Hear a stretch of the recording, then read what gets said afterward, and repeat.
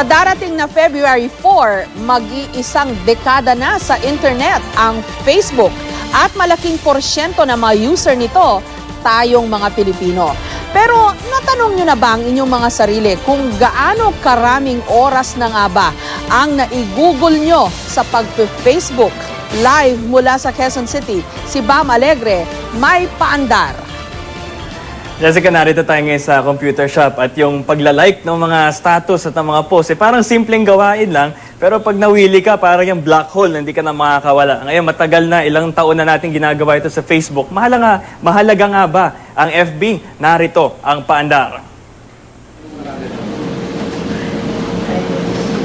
Maya't may araw may nagla-login na customer sa computer shop na ito.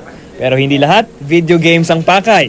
May ilang inaabot daw ng hanggang 3 oras sa kaka-Facebook. Parang addicting na siya and parang naging part of the daily life. Kasi nandyan na rin ang games, nandyan ang chatting, nandyan na rin ang mga friend invites and everything. So parang na-integrate na doon. Sa darating na February 4, isang dekada na ang Facebook. Nagsimula lang ito bilang thefacebook.com sa dorm room ni Mark Zuckerberg na ngayon isa ng bilyonaryo. At bakit hindi? Sa loob ng panahong yan, mahigit 1 bilyon na ring user ang naakit ng Facebook. Sa 1 bilyon na yan, isa sa mga nangunguna ang mga Pilipino. Ayon sa 247wallstreet.com, 93% ang penetration ng Facebook sa Pilipinas. Kaya marahil binansagan tayo ng ilan online bilang social networking capital of the world. Paano ba naman? 2011 pa lang, 29 million na raw ang mga internet user sa Pilipinas. Tiyak dumami na yan ngayong 2014. Si Prince, may-ari ng computer shop, aminadong hindi raw mahilig mag-Facebook. Sinisilip lang daw niya ito para makibalita sa mga kaibigan. Parang I keep in touch easily sa mga friends ko, lalo na yung mga nasa States, yung mga relatives ko na nasa abroad. Pero talaga bang hindi siya mahilig mag-FB? Pinasubok namin sa kanya ang Facebook Time Machine ng Time Magazine. Isang widget na susukat ng oras na ginugol o nasayang mo sa Facebook.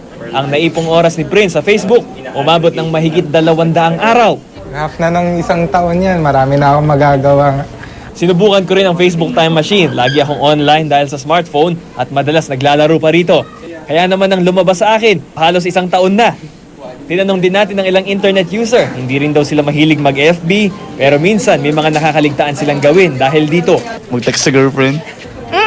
Paggawa ng assignment. Pero may ilang ginagamit din ng Facebook para sa negosyo. Sobrang convenient siya kasi as long as you have your smartphone with you, kahit saan ka, basta may wifi ka or naka 3G ka, pwede mong ma-update yung shop mo, pwede mong ma-replyan yung mga customers mo. Bagamat sikat ang Facebook, posibleng 80% daw ng users nito ang mawala sa pagitan ng 2015 hanggang 2017. Sa isang pag-aaral mula Princeton University, inihalin tulad ang FB sa isang nakakahawang sakit na naka-infect sa mga user nito. Darating daw ang panahon na gagaling ang mga user at tatalikuran daw ang FB. Lalo't narating na raw ng Facebook ang rurok ng kasikatan nito. Ayon sa isang IT expert, may posibilidad na mangyari ito.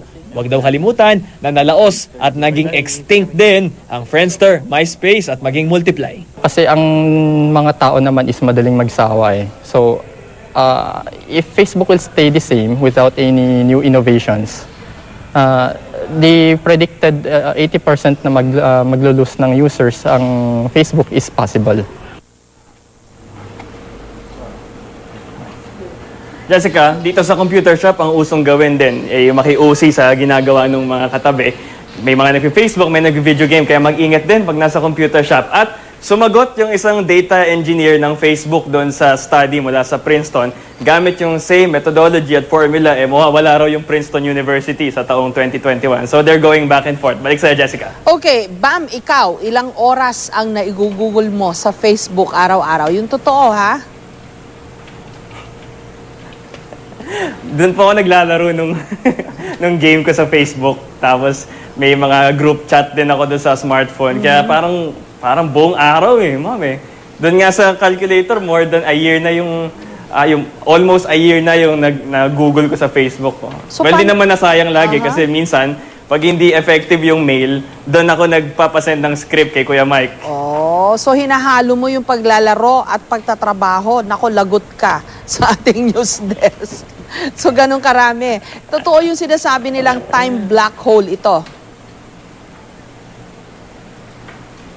O talaga, may ganun talagang potential yung Facebook, no? Pag nawili ka, lalo sunod-sunod yung mga viral videos or pictures or articles na tinitignan mo online, talagang malilimutan mo, aba, gabi na pala. Pero may prediction din, Bam, ha, na by 2017, mawawala na raw yung Facebook. Sabi nga nung in-interview mo, no, pag hindi sila nag-innovate, baka maging Friendster din ito. Okay. Kung titignan natin yung nangyari sa Friendster, nandun na siya, parang networking tool or page lang siya. Tapos nagkaroon din ng iba't ibang mga games or mga burloloy. And anyway, it died down kasi nagkaroon ng bago. So we don't know in the future kung ano yung darating. Pero yung Facebook has been always consistent naman in updating yung kanilang mga features. Let's see, Jessica. Okay, maraming salamat sa'yo, Bam Alegre.